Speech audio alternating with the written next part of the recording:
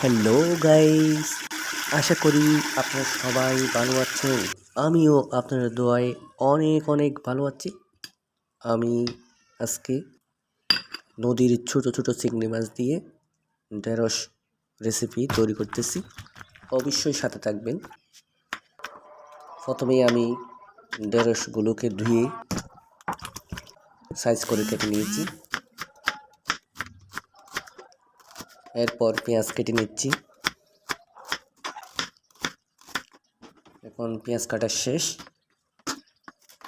এখন ধনিয়া পাতা কেটে নিচ্ছি।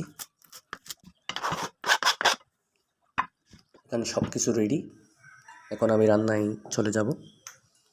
প্রথমে একটি প্যানে পরিমাণ মতো তেল নিয়েছি। এর মধ্যে দিয়ে দিলাম পেঁয়াজ কুচি,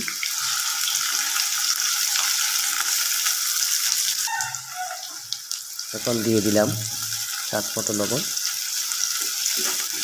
হালকা করে ভেজে নিব পেঁয়াজগুলো।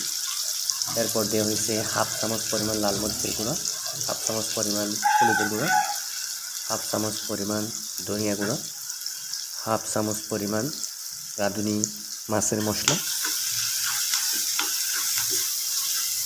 সামান্য পরিমাণ পানি দিয়ে মশলাগুলো ভালো করে কষিয়ে নিব। একটু নাড়াচাড়া করে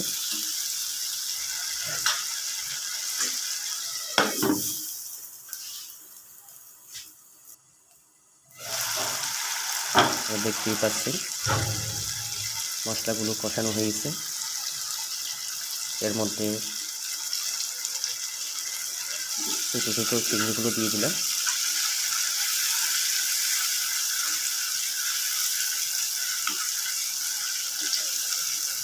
আবার ভালো করে চিংড়ির সাথে মশলাগুলো কষিয়ে নিচ্ছি।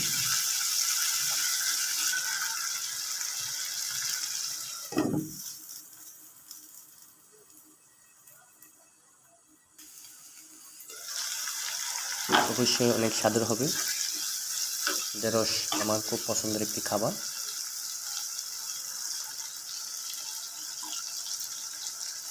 মশলা এবং মাছ কষানো শেষ হয়েছে। এখন ঢেঁড়স দিয়ে দিলাম। একটু নাড়াচাড়া করে দিব যেন মশলাগুলো ভালো করে মিক্স হয় ঢেঁড়সের সাথে।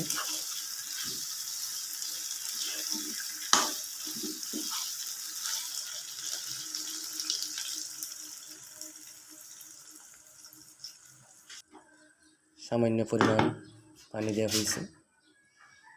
এখন ঢাকনা দিয়ে দিলাম।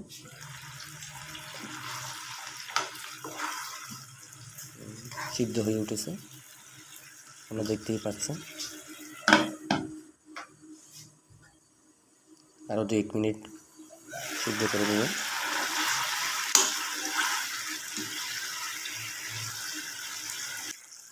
রান্না প্রায় শেষের দিকে।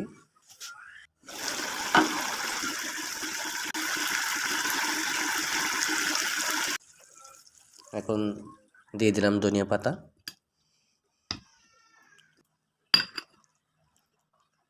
ভালো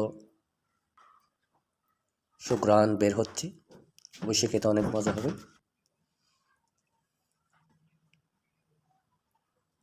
খাওয়ার জন্য প্রস্তুত করে নিচ্ছি।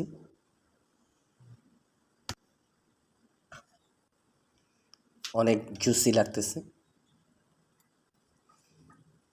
আপনারা দেখতেই পাচ্ছেন। বিসমিল্লাহ। অনেক অনেক মজা হয়েছে।